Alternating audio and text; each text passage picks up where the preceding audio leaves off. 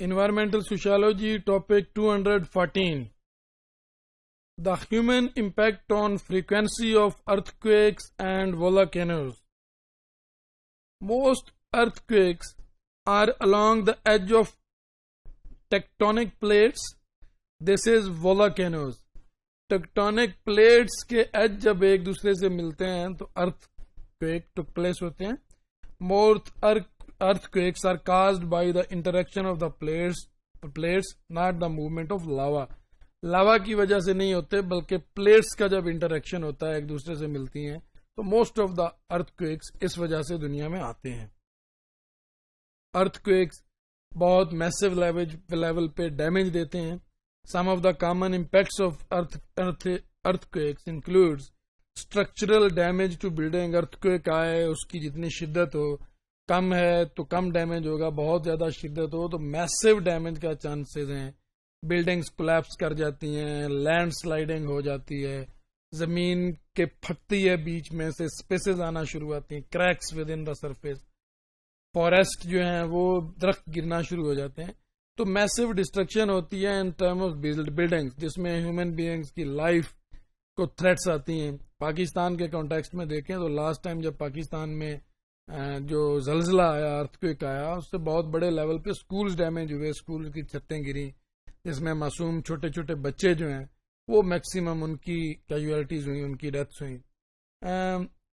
Fire earthquake سے آ سکتی ہے کیونکہ جب لاوا نکلتا ہے اگر اس سے ارتھکویک آ رہا ہو تو بہت بڑی تعداد میں آگ اور فائر ہو سکتی ہے. اور ادر سائڈ جب یہ ٹیکٹونک پلیٹس ایک دوسرے کے ساتھ انٹریکٹ کرتی ہیں تو بھی اس سے انرجی, اس سے فائر نکلنے کے چانسز ہیں. ڈیمیج ٹو دا بریجز بہت بڑی تعداد میں گرنا شروع ہو جاتی ہیں دریاؤں کے اوپر, نہروں کے اوپر. جو بریجز بنائی ہوتی ہیں جب زلزلہ آتا ہے تو برج کے ٹوٹنے اور گرنے کا میکسیمم چانسز ہوتا ہے. On the highways initiation of slope failure, slopes جو بنے ہوتے ہیں ان میں فیلئر, ان میں گیٹس اور کریکس آنا شروع ہو جاتے ہیں.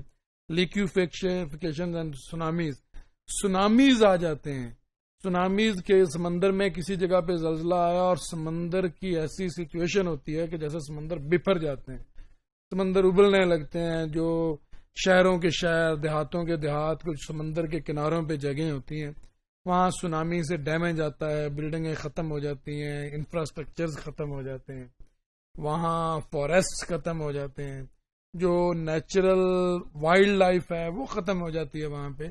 اتنا بڑی لیول پہ اس طرح سے سونامی آتا ہے کہ ایک ڈیزاسٹر لے کے آ جاتا ہے اتنی بڑی تعداد میں, اتنا بہت بڑی تعداد میں پانی جو ہے وہ زلزلے کی وجہ سے سمندر میں نکل آتا ہے. تو اوور آل زلزلے کی وجہ سے, ارتھکویک کی وجہ سے ہیومن انوائرمنٹ کو, ہیومن بینگ کو, ایکو سسٹم کو جو ڈیمیج ہوتا ہے وہ بہت بڑا ڈسٹرکٹیو ان نیچر ہے. ہیومن لائف تھریٹننگ ہے, لوگوں کی جانوں کو, زندگیوں کو وہ ختم کرتا ہے اور لے جاتا ہے. So it is very important to understand that earthquake جن ریجنز میں ہو وہاں سائنٹسٹ انہیں آئیڈینٹیفائی کرتے ہیں کہ یہ سیسمک ریجنز ہیں جہاں زلزلہ آنے کے زیادہ چانسز ہیں.